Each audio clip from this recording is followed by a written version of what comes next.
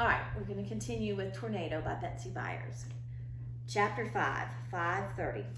The wind was still howling, and we could hear the porch swing pounding the side of the house. Something like a tree branch hit the cellar doors. Pete said, "One more quick story about Tornado." "Not too quick," I said. "I like all the details." I think he winked at me. My sister, Emma Lou, had a cat. Its name was 5:30.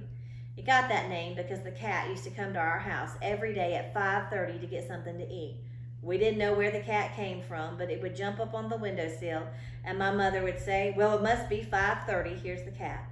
Pretty soon, my sister claimed the cat was hers. She tried to change its name to Silver Queen for the kind of corn my daddy grew.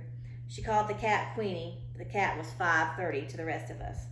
Before 5:30 came along, we had a park collie named Babe who liked to dig holes anywhere and anytime she felt like it. If she was in the house when the mood hit her, she'd try to dig a hole in the carpet. Now, Tornado was not a dog to go around digging for the pure pleasure of digging. If he dug a hole, it was because he needed it. He took a lot of pride in the holes he dug.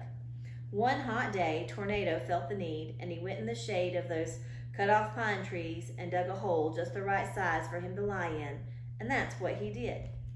After that, in the heat of the day, he would go lie in the hole and relax.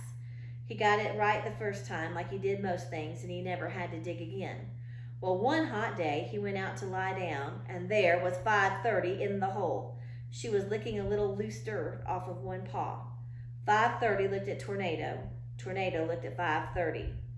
5:30 yawned. So here's a picture of 5:30 in Tornado's hole. They're just staring at each other.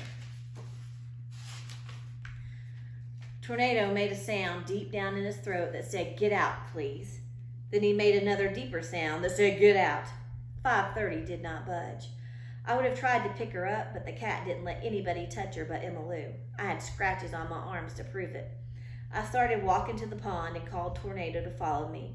He stayed where he was. I called him to the barn. He didn't budge. He stayed right there looking at that cat in the hole until, you guessed it, 5:30 came around. Then that cat got up, yawned, stretched, and went to the house. Tornado got in the hole, but not to lie down. He got in there to dig. He dug and he dug and he dug some more. Dirt flew everywhere. I knew what he was doing. He was trying to get the feel and the smell and the memory of that cat out of his special place.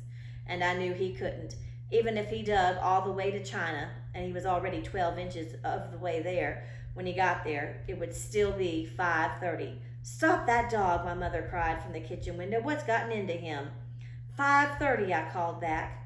"I didn't ask the time," she called. "Get that dog out of there and fill in that hole." I did what she told me. I knew I was doing Tornado a favor, but he didn't see it that way. I pulled him out by the collar and locked him in the shed.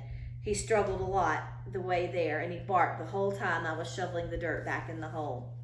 He took the loss of his lying down hole hard. He never, to my knowledge, went to the pine trees ever again. Not even when we went there to cut our Christmas tree, or half of a Christmas tree, I might say. As far as I know, Tornado never dug another hole, and every time 5:30 came around, he looked the other way. All right, and we'll read some more next week about Tornado. Thanks for listening.